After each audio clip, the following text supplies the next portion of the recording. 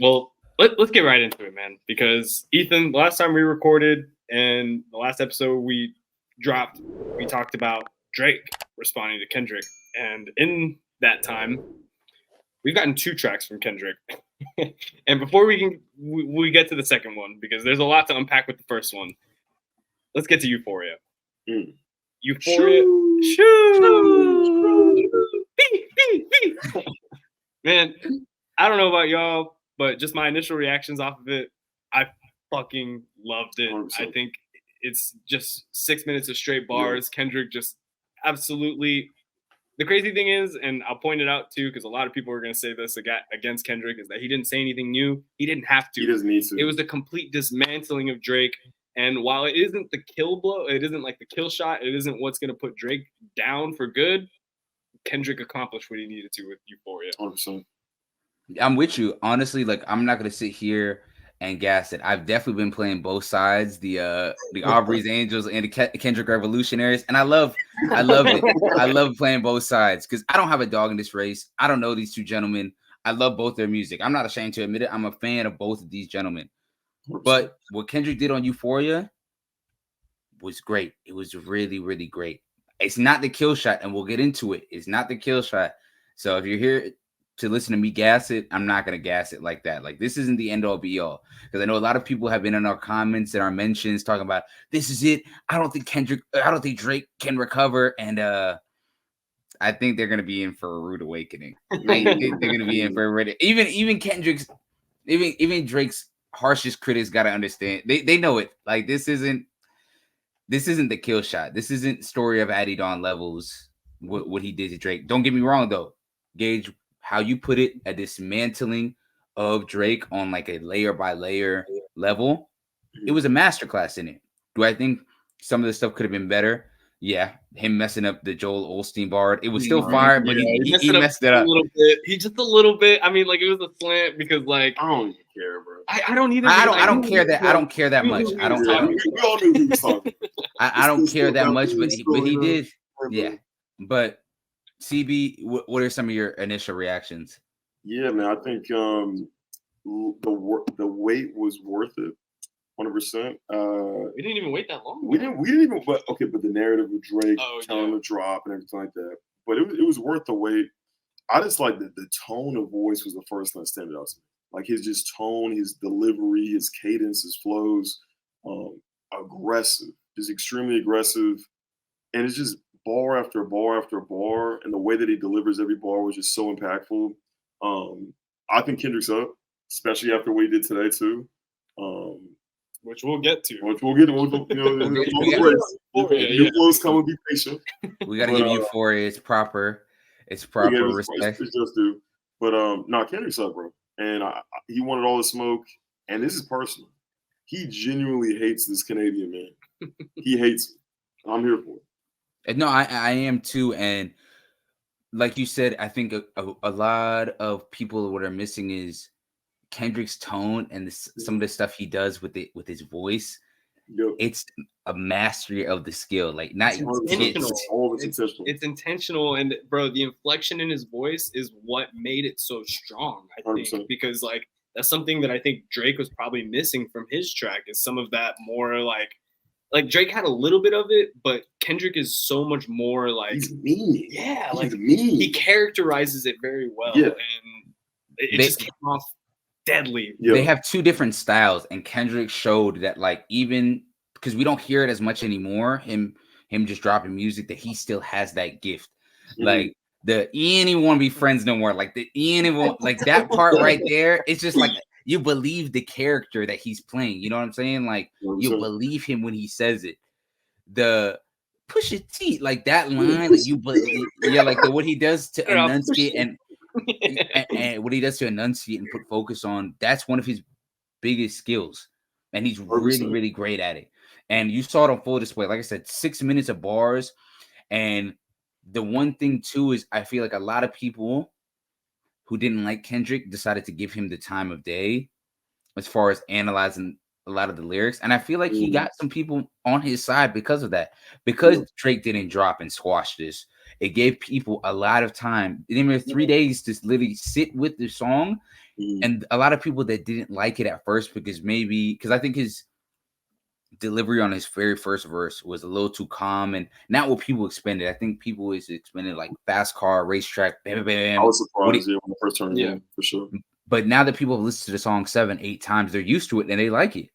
They like how he kind of went through the stages of it. You know what I'm saying? And I appreciate it. I think and I won't tell truth about you. Yeah.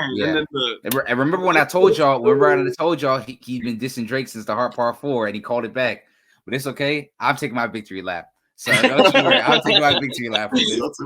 But I mean, like, let's look at bigger picture for Euphoria, because obviously there are like tons of hard hitting lines. We could sit here for probably the whole hour of this podcast and just like talk about how crazy all of the lines are. He's Terrence Thornton. I'm Terrence Crawford. Just the delivery of that line too. Like what we were talking about. I know we talked a lot about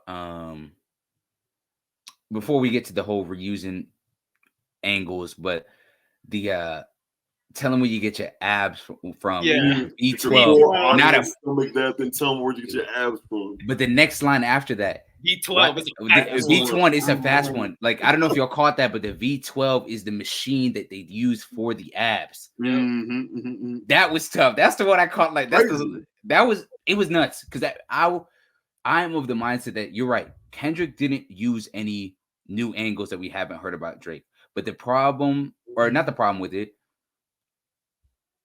why he gets away with it, for me and for a lot of people, is Drake still hasn't answered to a lot of these angles. He hasn't responded. He hasn't counterpunched to a lot of these angles.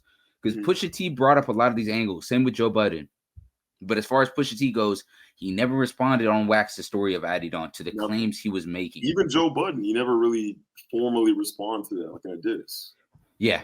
So whenever people are like, well, that's already been like talked about. Yeah, it's been talked about, but Drake hasn't really addressed it. So Kendrick being like, hey, we still have this that we have to address. We still have these lines that you still have not talked about. You have still not answered back from him, how he feels about his blackness and his just his accents and that whole angle.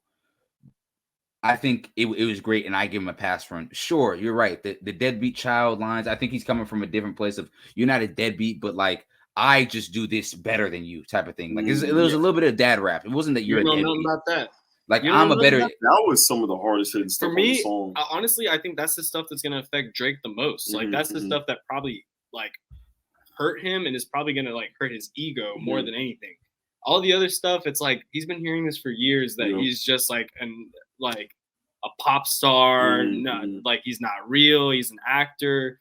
That's shit he's used to. He can combat that, but the allegations on his character, like if we think Kendrick is going to take that next step, which he alluded to on this song, he said, "I've got stuff that makes Gunna wanna look like a saint."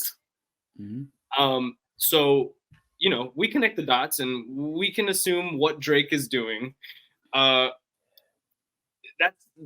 That's a completely different conversation. That's something that Drake has to address. Like him being a father and Kendrick like accusing him basically of not being a supportive father.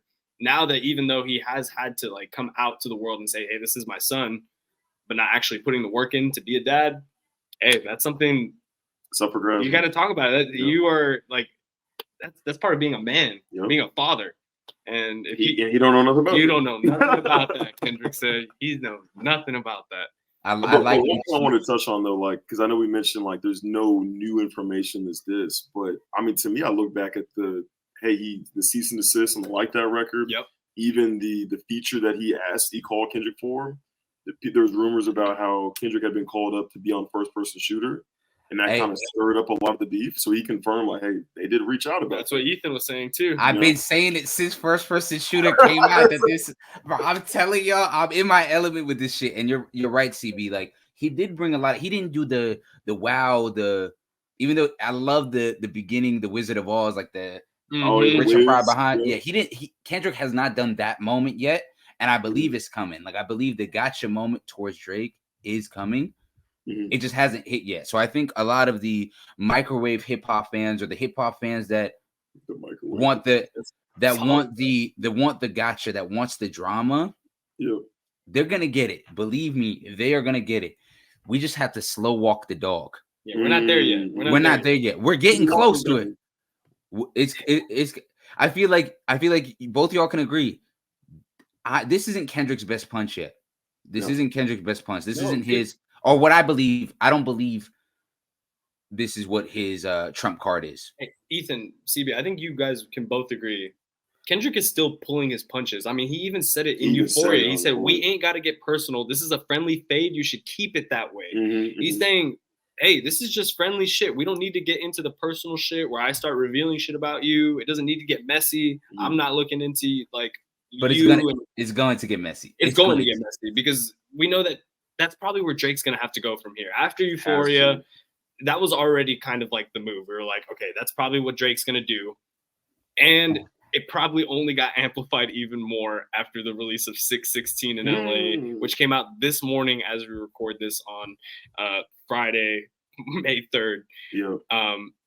And this one kind of came out of nowhere, too. Out of nowhere. Because we were expecting Drake to drop last night in response to Euphoria. We didn't get it. Instead, we got this. So he went again. Kendrick said, all right, cool. I'm going to take the advantage of it. I'm going to drop this track, which a lot of people are looking into the meaning of the 616 in LA. And it's become a meme at this point of like all of the millions of different meanings that it could have. Me personally, I think the one that makes the most sense is Canadian Father's Day. I think it's very clever. It's very funny. I also saw another one that made sense to me too, of it being a Bible verse and it like having to do with like Proverbs 6:16 and about like Drake, like all of the things that Drake is doing about like lying and manipulating. It's so crazy. But what do you guys think? Before we get like into the actual track, what did you guys think of like seeing the notifications on your phone? Like, hey, Kendrick dropped 616 in LA. What do you think of the track title too? I was geeked. I love the fact the callback to the Drake timestamp records. I like the fact that it's the whole Canadian Father's Day. Don't get me wrong. A lot of them are reaches. But I do like it. I love it too from the fact of this is right out of the Drake playbook. This is right out of the Drake playbook. Drake did it with Taylor Made a couple weeks ago. He did the same thing. And so Kendrick being like, yo, we waiting on you two. I stepped out. We're waiting on you two. You said you had a red button. Push the button because I'm still here. I gave you 3-4 days. Where you at? Where you at? And I love the move because I do believe Drake is going to drop. I thought he was going to drop last night, but I do believe Drake is going to drop before this episode comes out. There's no doubt in my mind that Drake drops before this episode comes out. There's no doubt in my mind. No, for sure. I mean, to me, it was, I think, it's a Thursday night, Friday midnight is usually when people release music. I was expecting Drake to drop too. I think probably Kendrick was as well. And when he didn't, it's just, I'm going to go again. And he was referring back to on Euphoria, the back-to-back, I'll get back to that. That was what it was. He did his own version of back-to-back.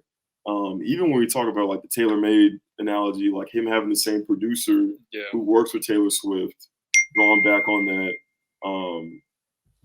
To me, man, I was shocked. Gage was the one that hit me up. I was the first one that let me know. I woke up, I was like, what the hell just happened?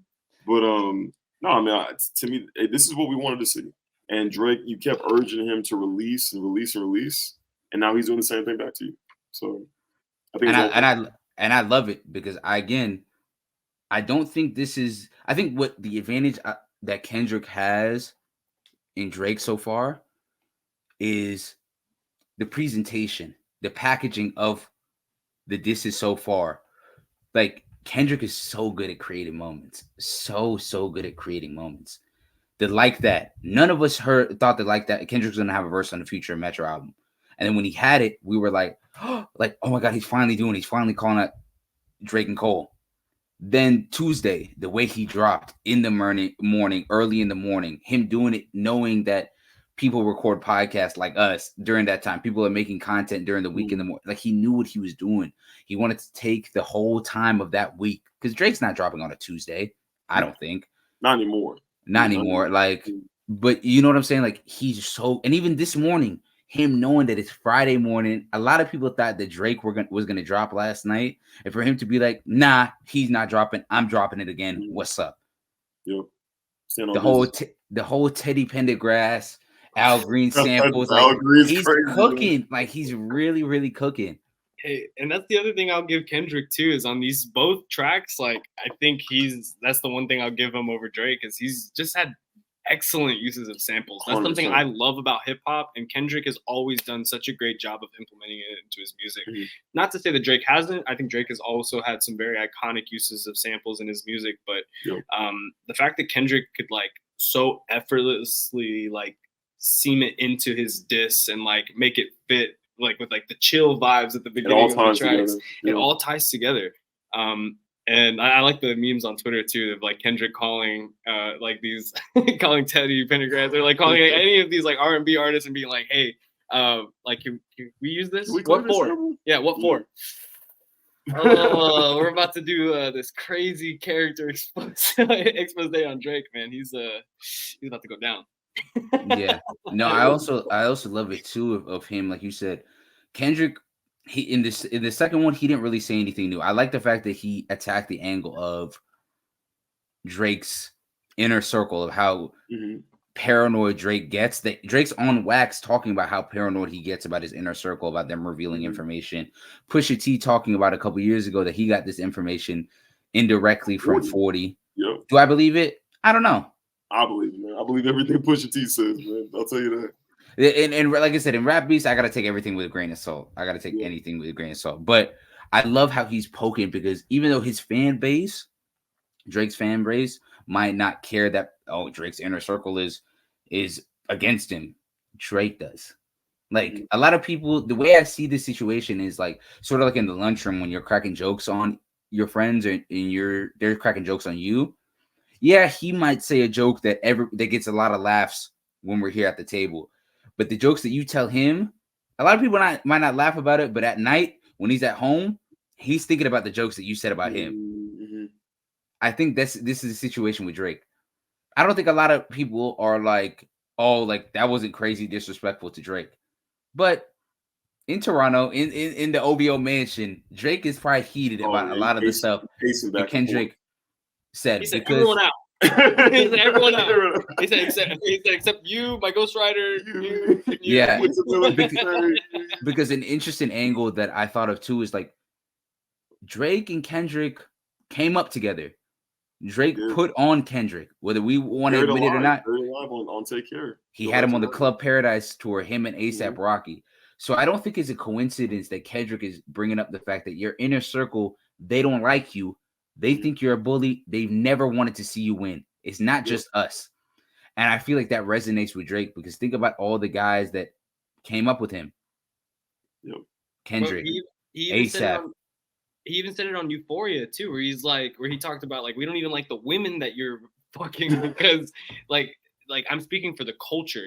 I'm with the culture feeling, he said. And that, like you said, A$AP Rocky, Future, Metro Boomin, The Weeknd, all these guys that have put it on wax, that they came up in the same era as Drake. Whether we like it or not, all those guys have benefited in some way or form being with Drake. Not saying that Drake hasn't either, but Drake's the one that fought to get A$AP and Kendrick on the Club Paradise tour. This happened before Good Kid, Mad City came out.